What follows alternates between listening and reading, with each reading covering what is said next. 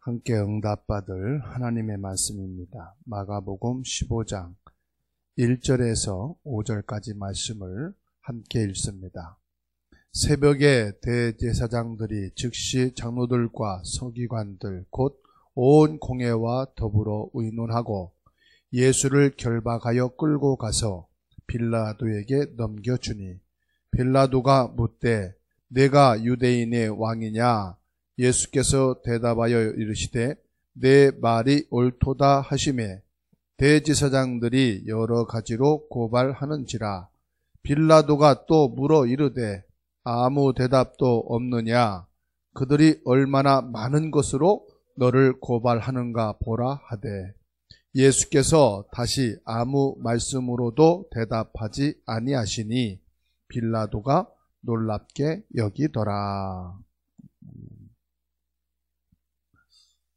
예수님께서 그리스도로 오셔서 십자가를 지시는 그 과정이 참으로 처구니 없는 흉악범죄로 빌라도 법정에 고발하게 되는 사건이 일어납니다. 많은 증거들을 대면서 예수님이 범죄자로 몰고 갑니다. 그런데도 예수님은 한 말씀도 대꾸하지 않고 변명하지 않으십니다. 이때 법정의 빌라도가 당신을 범죄자로 고발하고 있는데 할 말이 없느냐?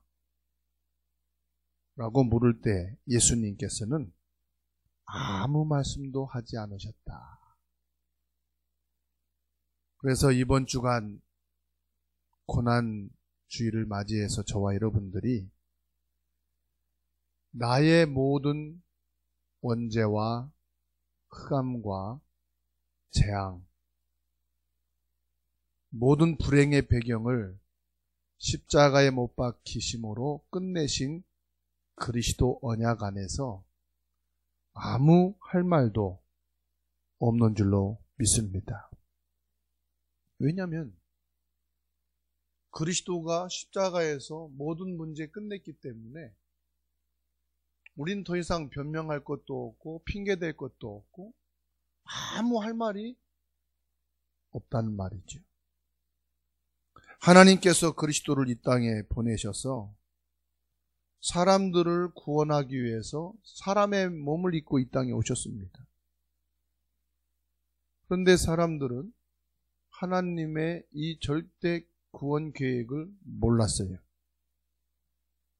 그러니까 악한 종교 지도자들이 예수님을 핍박하고 계속해서 어려움을 줍니다.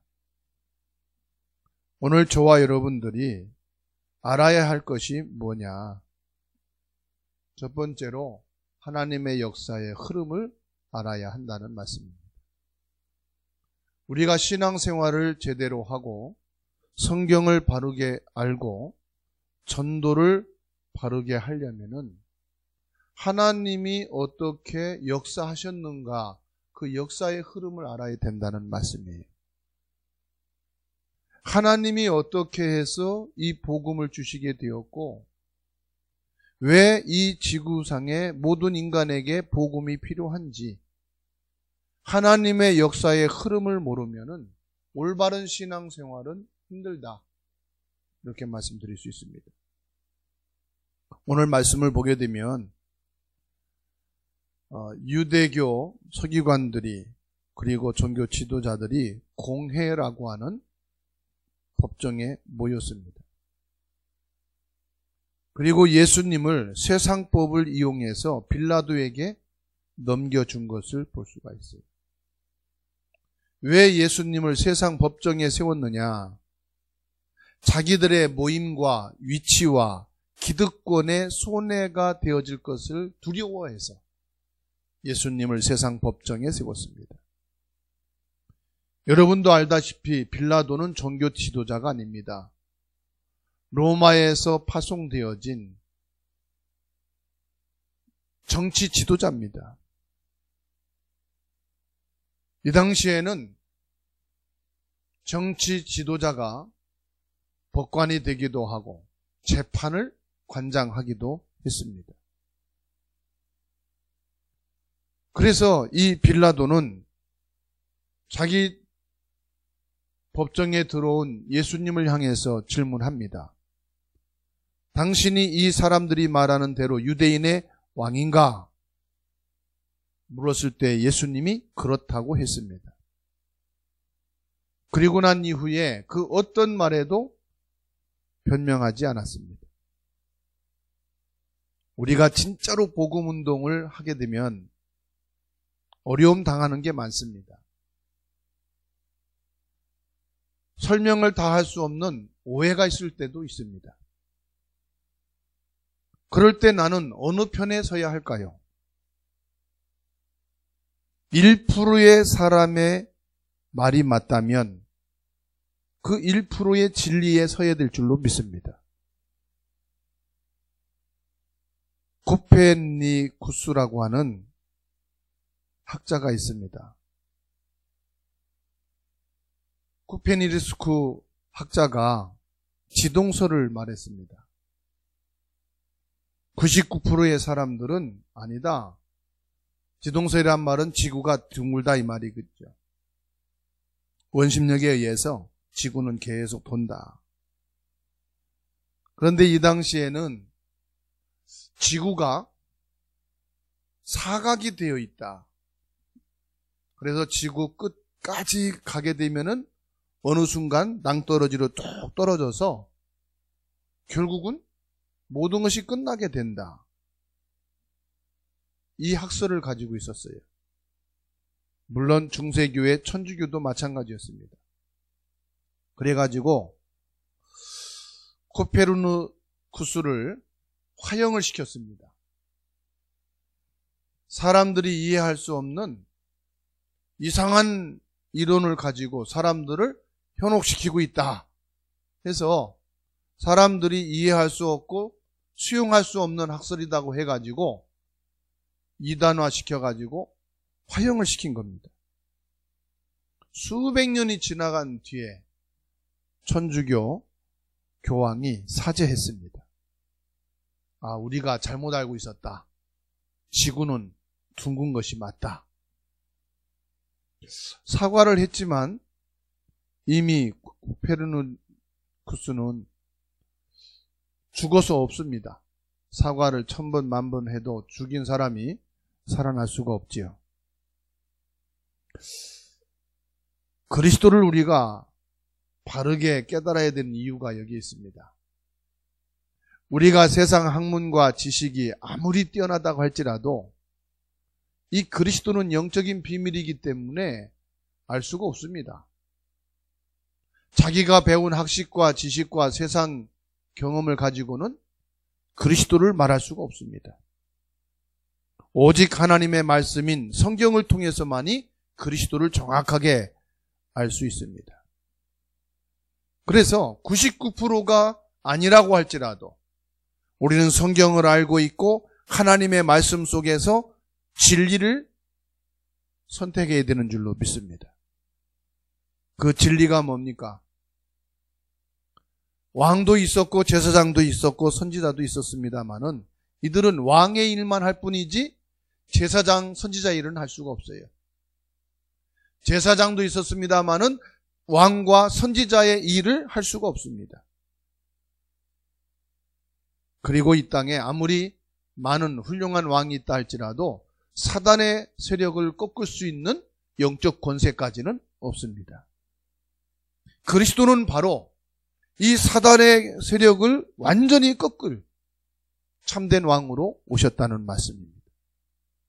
참된 제사장으로 오셔서 우리의 원죄를 끝내셨다는 말씀입니다.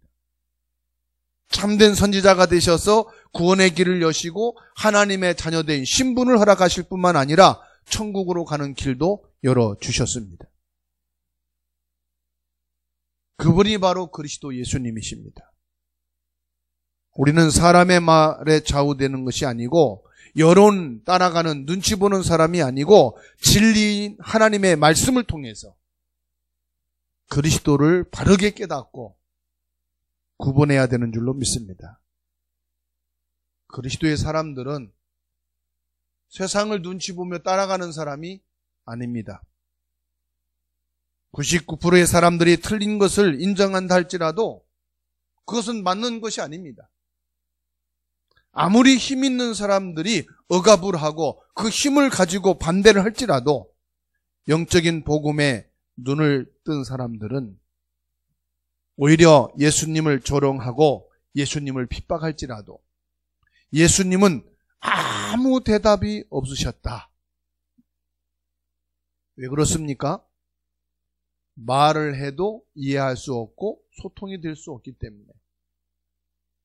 그리스도라는 비밀을 모르는데 어떻게 말씀을 할 수 있겠습니까? 하나님의 뜻을 알기 때문에 예수님은 말이 없으셨습니다. 하나님의 뜻이 뭡니까? 요한일서 3장 8절을 말씀했습니다. 하나님의 아들이 오신 것은 마귀의 일을 멸하려 하심이라. 마가복음 10장 45절에 대속물이 되기 위해서 예수님이 오신 것이다. 요한복음 14장 6절에 내가 곧 길이요 진리요 생명이다. 이것이 하나님의 뜻이다 말이죠. 이 하나님의 뜻을 이루기 위해 오셨기 때문에 예수님은 아무 말씀이 없으셨던 것입니다. 두 번째로 아무 말씀이 없으신 이유는 질문하는 예수님을 세상 법정에 고발한 이들의 수준을 알기 때문에 말씀이 없으셨습니다. 마태복음 6장 31절로 32절 말씀을 보시면 그러므로 염려하여 이르기를 무엇을 먹을까 무엇을 마실까 무엇을 입을까 하지 말라. 이는 다 이방인들이 구하는 것이라. 너희 하늘 아버지께서 이 모든 것이 너희에게 있어야 할 줄을 아시느니라. 무엇을 먹을까 마실까 이것이 목적이고 이것이 전부인 사람들에게는 영적인 것을 말해주고 영적인 구원의 비밀, 생명에 대해서 말해주면은 이해할 수가 없다 이 말이죠. 누가복음 22장 2절에 그들 사이에 누가 크냐 하는 다툼이 난지라. 예수님을 따르던 제자들까지도 누가 더 힘이 있고 누가 더 높은 자리에 앉을 것이냐 이것 가지고 다투는 마당에 예수님이 말씀하신들 알아들을 수 있겠습니까? 왜 예수님은 말이 없으셨는지를 우리는 알아야 되겠습니다. 세상에서는 말을 많이 하고 똑똑한 사람을 수준 있는 사람이다, 많이 배웠다 그렇게 인정을 합니다. 힘이 센 사람은 약한 자를 지배하고 죽입니다. 경쟁을 통하여 약한 자를 누르고 높이 올라가면 성공한 것으로 사람들은 착각을 합니다.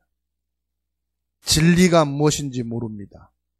말의 중요함을 모르니까 이것저것 되는 대로 함부로 말을 하게 됩니다.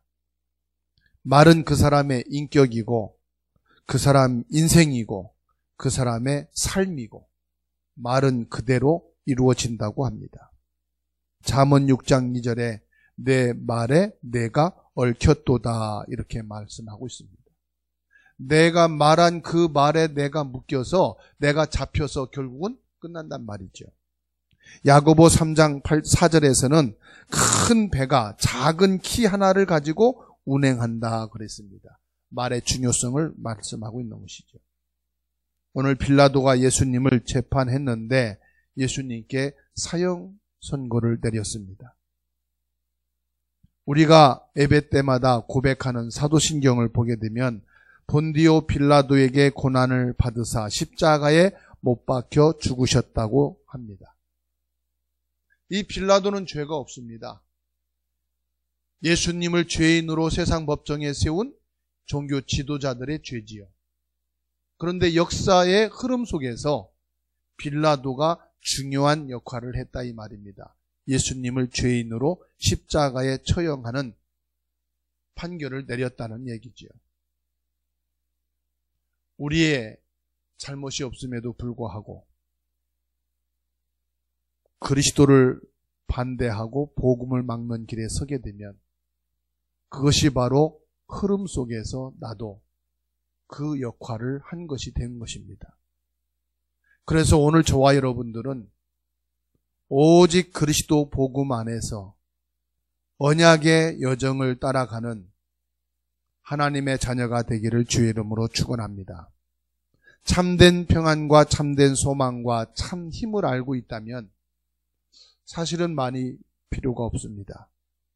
구원과 사단의 전략을 안다면은 우리가 많은 말이 필요가 없지요.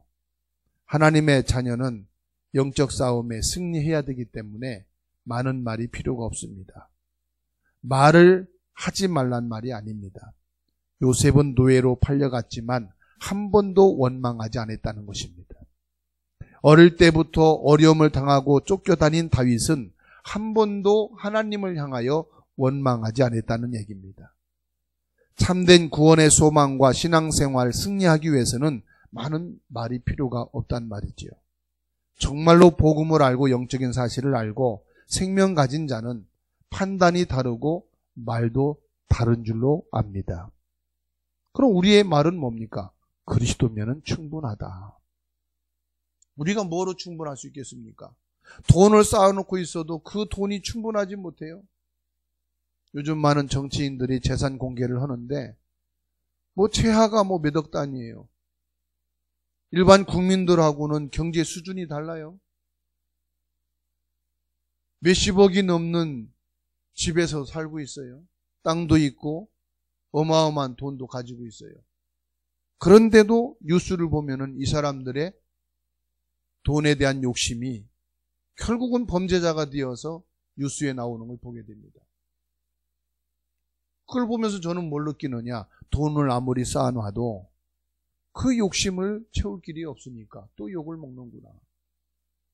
그러면은 많은 정치인들의 학력을 봅니다.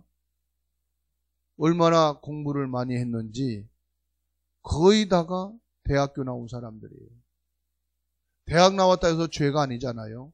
실력이 얼마나 대단한지 사법고시를 한 번, 두 번 만에 패스해버려요. 20대 초반에 변호사가 되고 판사가 되고 검사가 된 사람들이 많아요. 그런데 왜 이들이 욕을 먹습니까? 더 높이, 더 성공의 자리에 올라가고 싶어서 그런 거 아니겠어요? 근데 아무리 높이 올라가고 성공의 자리에 가도 그것이 만족이 되질 않아요. 그러니까 결국은 뭐 하게 됩니까? 자꾸 거짓말을 하게 되고 핑계를 대게 되고, 다시 말하면 그 속에 진리가 없으니까, 생명이 없으니까, 구원이 없으니까, 다시 말하면 이 모든 것에 그리스도로 충분하지 않으니까 말이 많은 거죠. 그렇지 않습니까? 돈에 대해서 핑계대느라고 말이 많아요. 자리에 대해서 핑계대느라고 말이 많아요. 더 높은 자리에 올라가고 싶으니까 말이 많은 거예요. 그리스도 생명과 진리가 있는 사람은 말할 필요가 없어요. 왜냐? 나는 그리스도로 충분하니까. 제가 볼 때 여러분들이 지금 많은 정치인들처럼 많이 배우고 성공의 자리에 있고 그 정도 경제를 쌓아놓고 산다면 여러분들은 말이 없을 것 같아요. 염려할 게 없을 것 같아요. 왜 그렇지요? 여러분은 그리스도로 충분한 사람인 줄로 믿습니다. 그리스도가 여러분은 완전하고 그리스도가 모든 것이라는 이 답이 있기 때문에 여러분들은 기쁘고 감사하고 행복한 줄로 믿습니다. 이스라엘은 예수님을 사형수 정치범으로 봤습니다. 그래서 십자가 위에 예수님의 죄명을 유대인의 왕이다 이렇게 써놨습니다. 여러분, 예수님은 세상적인 왕이 아니고 영적으로 전 세계를 살릴 참된 왕, 구원의 왕인 줄로 믿습니다. 그런데 이들은 예수님을 유대인 나라, 세상의 왕으로 생각을 했다 이 말이에요. 그러니까 종교 지도자들과 예수님과 대화가 되겠어요, 안 되겠어요? 세상 정치인과 예수님과 대화가 되겠어요, 안 되겠어요? 예수님은 사단의 권세를 꺾고 인간을 구원하게 오신 영적인 왕이신데 세상의 왕으로 생각하고 예수님을 신문하는데 대화가 되겠어요? 빌라도는 예수님께 사형 선고를 내렸습니다. 자기 판단으로 볼 때 예수님은 사형 선고를 내릴 만큼 범죄자가 아님에도 불구하고 정치적으로 판단하고 재판을 한 거지요. 여론을 무마하고 많은 사람들이 요구하니까 이것을 반대하면은 많은 민심이 일어날 것이라고 착각을 하게 된 거지요. 그런데 보십시오. 정치인들은, 종교 지도자들은, 세상 사람들은 예수님을 죄인으로, 예수님을 정치범으로 몰아가고 예수님을 십자가 형틀에 사형 선고를 내리고 십자가에 못 박았는데 이 예수님을 저와 여러분들은 구주로 영접했다는 사실입니다. 왜 그렇습니까? 그리스도를 깨달은 사람이기 때문에 그래요. 그래서 저는 여러분들이 믿음이 없다고 자꾸 얘기하는데 세상에서 사형틀인 십자가에 범죄자로 흉악범으로 몰아가서 처형한 사람들이 있는데 여러분들은 이 예수를 그리스도로 믿고 영접했다는 자체는 어마어마한 하나님의 은혜 속에 들어온 사람이요. 이게 믿음이 아니고 뭐냐 이 말이에요. 여러분들이 예수 그리스도를 영접하셨죠? 지금 경제, 돈이 없을 뿐이지 영접했지 않습니까? 몸이 아플 뿐이지 여러분 예수님을 믿고 영접이 됐지 않습니까? 이게 믿음이라 이 말이에요. 예수님이 영접이 안 된 분은 예배 끝나고 제 방에 들어오셔서 다시 영접하면 됩니다. 그런데 여러분들이 예배당에 참여하고 있다는 자체가 믿음이요. 맞습니까? 지금 예수님을 범죄자로 정치범으로 몰아서 사형틀인 십자가에 못 박은 사람이 있는가 하면 여러분들은 예수님을 구주로 영접을 했다 이 말이에요. 이게 믿음이 아니고 뭐냐 이 말. 그렇죠? 세상 사람들은 지금도 예수님을 비웃고 있습니다. 그래서 비하하기를 뭐라고 말합니까? 개독교라고 말합니다. 그런데 여러분들은 그리스도를 믿고 영접한 사람들입니다. 이게 보통 믿음이 아니라 이 말이에요. 보통 응답과 축복이 아닌 줄로 믿으시기 바랍니다. 복음을 안 받으면 절대 안 됩니다. 복음은 절대적으로 필요한 것입니다. 왜 그렇습니까? 참 복음을 받은 자의 가문의 영적 문제는 끝난 것입니다. 여러분 가문과 자녀의 재앙에서 빠져나오는 길이 뭐냐? 그리스도라 이 말입니다. 영적 문제에서 빠져나와야 됩니다. 잘 살고 못 사는 게 문제가 아닙니다. 지금 병이 낫고 안 낫고 그게 문제가 아닙니다. 이 영적 문제, 사단의 재앙에서 빠져나와야 된다 이 말입니다. 그 길을 하나님이 열어주셨습니다. 그게 뭐냐? 복음, 그리스도라 이 말입니다. 그래서 여러분에게 가장 필요한 것이 지금 뭐냐? 그리스도라 이 말입니다. 여러분 가정에 가장 절실하게 필요한 게 뭐냐? 그리스도입니다. 여러분 자녀에게 지금 뭐가 필요합니까? 그리스도가 필요합니다. 여러분 후대가 지금 너무 예쁘게 잘 자라고 있습니다. 뭐가 필요합니까? 그리스도가 필요합니다. 이걸 여러분이 안다면은 여러분들은요 어마어마한 축복을 이미 받은 사람인데 여러분 이미 알고 예수님을 영접했지 않습니까? 알고 그리스도 앞에 나와 지금 예배하고 있지 않습니까? 정말 복음이라면 아무리 안 좋은 조건 속에서도 여러분은 될 수밖에 없습니다. 그게 복음입니다. 정상적인 나무는 과일을 맺게 되어 있지요. 왜 그렇습니까? 그 나무에는 생명이 있기 때문이에요. 그런데 분재로 만든 나무는 어느 식당에 지난주 갔더니요. 제 아름으로 한 3발 되는 나무를 식당 중앙에다 놨어요. 그리고 중간중간에 영지버섯 있죠? 영지버섯을 막 달아마는 거를 한 5개를 심어놨어요. 그 자세히 보니까 뭐냐? 이게 분재라. 생명 있는 나무가 아니요. 그 나무는 1000년 만년이 가도 열매를 맺어요, 못 맺어요? 열매를 맺을 수가 없어요. 그렇죠? 아무리 지식이 많고 똑똑하고 잘 알아도 그냥 있는 사람에게는 하나님의 역사가 없어요. 조금을 알아도 그 말씀을 붙잡고 삶 속에 들어간 자에게 성령이 역사하고 열매를 맺어지는 거예요. 그래서 저는 주사랑교회 성도 여러분들을 볼 때 여러분들의 믿음은 큰 믿음은 아닐지라도 그리스도 생명이 있는 작은 믿음이다. 막 사람들한테 나가서 간증하고 사람들이 간증 들으면 충격받고 회개하고 막 돌아오는 그런 증거는 없을지라도 여러분들은 예수님이 나의 그리스도임을 믿는 믿음의 증인, 이 작은 생명을 가진 사람이다. 그렇다면 여러분들에게는 시간의 문제일 뿐이지 열매는 맺어지게 되어 있는 줄로 믿습니다. 여러분이 한번 물어볼게요. 이 자리에 하나님보다 더 강한 자 있습니까? 없습니까? 하나님보다 더 강한 자 있다면은 제가 이제 다 정리하고 그분 따라다닐게요. 무슨 말이냐? 그리스도 복음은 절대적인 하나님의 계획입니다. 하나님이 뭐 하려고 그리스도를 사람의 몸을 입고 이 땅에 오시게 하셨고 고난을 당하게 하셨고 십자가를 지게 하셨을까요? 그리스도 복음이 절대적으로 필요하기 때문에. 그래서 그리스도 이 복음을 아무리 핍박하고 전 세계 사람들이 다 나와서 막고 모든 정치인들이 나와서 막고 전 국민이 나와가지고 벌떼처럼 몰려와서 교회당은 막아서 들어가서 예배는 못할지라도 그리스도 복음은 막아지는 게 아니에요. 단지 예배당에는 못 들어갈 수 있어요. 그렇죠? 문 막아놓고 딱 땜질 해놓으면 어떻게 들어갑니까?